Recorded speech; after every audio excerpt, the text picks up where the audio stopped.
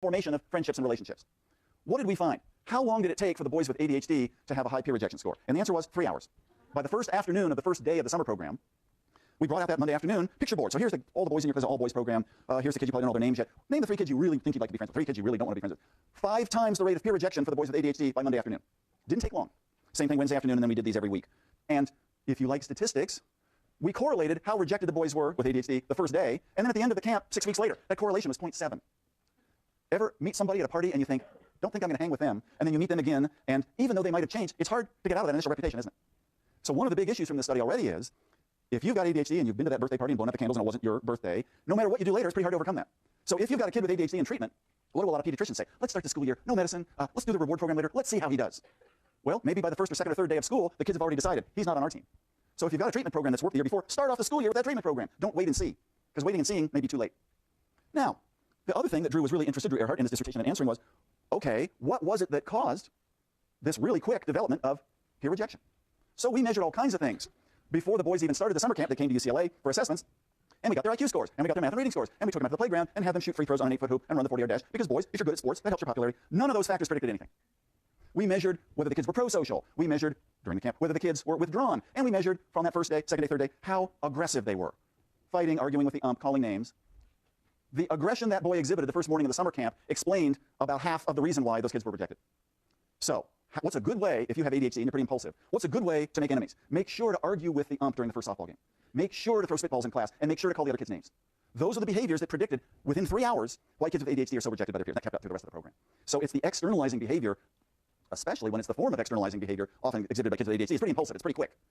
Bullies exhibit another kind of aggression that'll make sense in a couple of weeks, called proactive aggression. They're not just responding to something bad happening, they're enforcing. And what happens with bullies? Remember, they're sociometrically controversial. A lot of kids say, wow, that kid's cool. And other kids say, I'm scared of that kid. Kids with ADHD tend to be more retaliatory and reactive, and those are the kinds of behaviors, those kinds of aggressive behaviors that get you disliked. What about parenting? So here's another study we did about 15 years ago.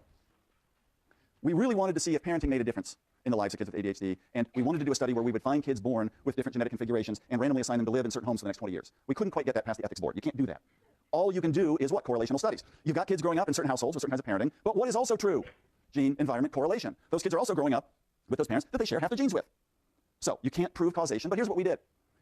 Through a series of our boys' camps, we said, and this is kind of an interesting thing we tried to do, let's predict something good. We always predict who's failing in school, who's rejected by their peers. So the idea was, we're going to predict who was really liked, who was sociometrically accepted at the end of the summer camps. And so we had all those behaviors that we observed each day, and we decided, and I really remember this day, sitting in my office there in Tolman Hall, maybe we should also put a measure of parenting in, but I kind of knew even back then, what's the worst way to measure parenting? Remember, ask parents on a rating scale how well they're doing. But we had a parent rating scale that had been devised by our colleagues Phil and Carolyn Cowan, who are professors at Berkeley, they've now retired, and they work with Diana Baumrind, who's been at Berkeley for a long time in the Institute of Human Development, and it's called the Ideas About Parenting Scale. And what's kind of cool about the Ideas About Parenting Scale is that there's about 75 items. It's hard to know what the right answer is.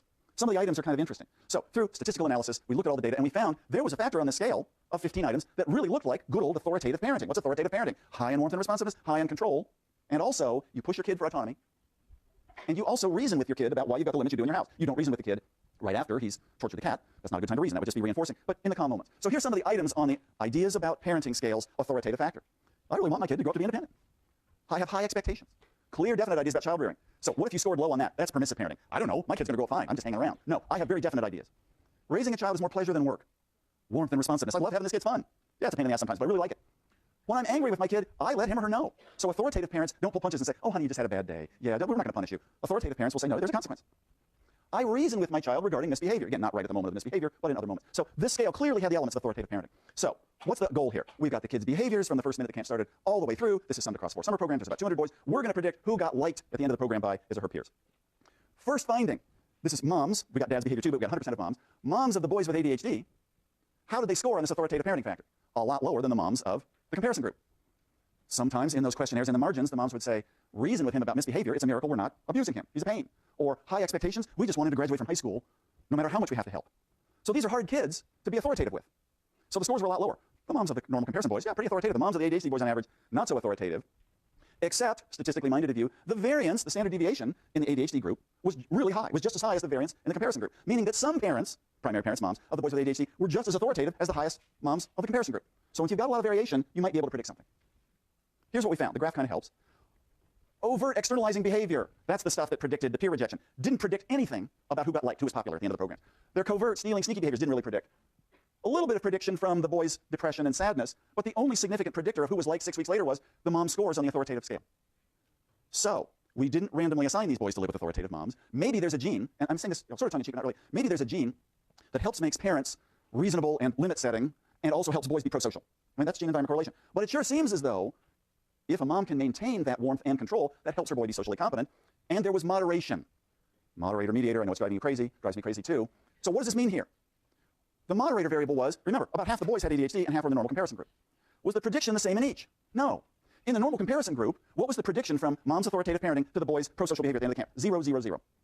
If you're a normally developing boy, you don't need your parent to stand on his or her head. You're going to make friends because you're developing well. But the prediction was pretty darn high, beta weight, you don't need to know what that is, very significant in the ADHD group. Meaning what? If you've got ADHD, you're behind the 8 ball. You don't pay attention, you have poor response inhibition, you tend to blow the birthday candle, all that stuff.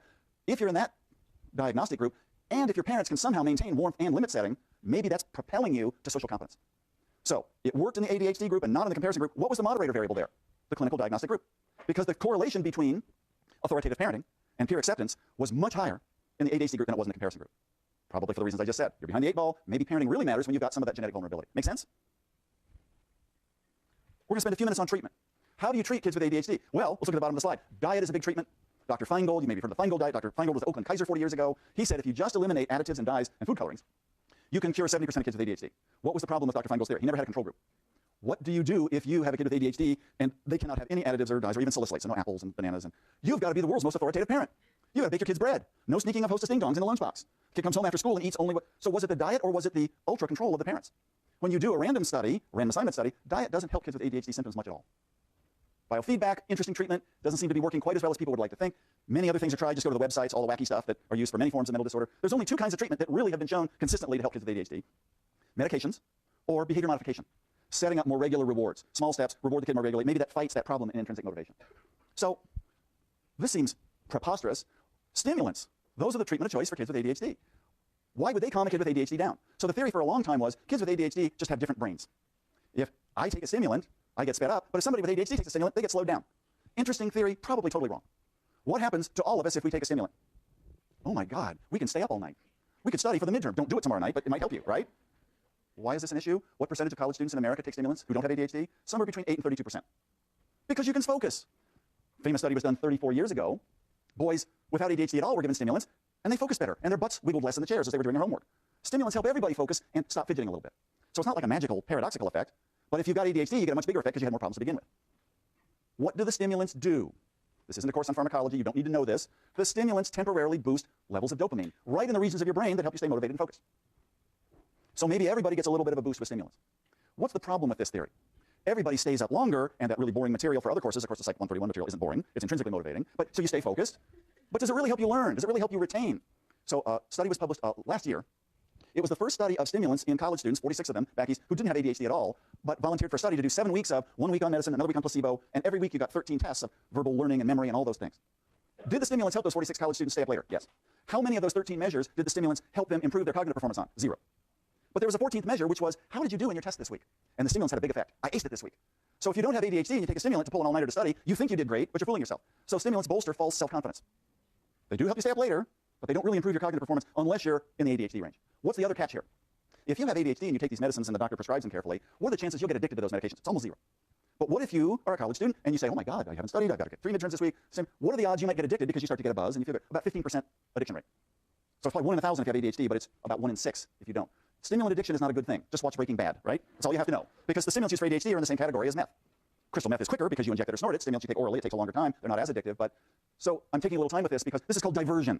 The use of medicines for people without a disorder. Steroids in baseball, right? Viagra for sexual performance. Do you really have to have erectile dysfunction to do better? No. So stimulants, they're smart pills, right? Everybody gets smarter with them. Not so fast. They're not as good as branded. So I'm not going to skip over that slide because we don't need to know about it. What happens if you've got ADHD and you take stimulants? You focus attention more. You remember to think, oh my God, it's not my birthday, better not blow out the candles. Stimulants bolster your response inhibition, and they cut down on your fidgeting and squirming. They also can help your math and reading scores a little bit. Not that they're teaching you math and reading, but they help you stay focused. I had a question over here. Yeah.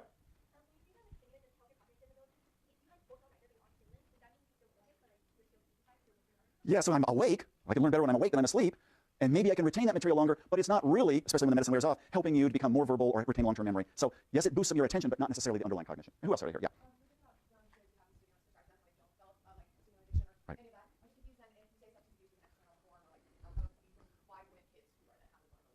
So if you've got ADHD and you've never been treated, there's a pretty good chance you'll start using other drugs, especially for boys. If you've got ADHD and you've been treated with stimulants, the medicines may actually somewhat reduce your risk for substance abuse later on because you're probably doing better in school and you've got more friends. But again, if you don't have ADHD and you start chipping away at stimulants because it gives you a buzz, that's where the addiction comes in. Okay? That's kind of a quick answer. What is behavioral treatment? Let's do this quick because we're going to run out of time. And the exam's not going to focus much on treatment, right? But I think it's interesting. What does Behavior Mod do? Rome wasn't built in a day. Small steps. Billy can only sit in reading circle for 3 minutes. So what do? Say, well, now he's got to sit for 30 minutes the next day? No, build it to 4 minutes, and then 6, and then 8 and 10. Provide rewards. Set up a timeout corner at home. As you get to be an adolescent or adult, obviously the refrigerator charts and the timeout corner don't work. You start to do cognitive behavioral treatment. Set your own goals, reward yourself. What's the big point? Combined treatment. If you get both medications that are really the right dose for you, and you get a behavioral treatment, that's the purple line here in a big study we did, both at Berkeley and 5 other centers around the country. So lower is better because you're improving.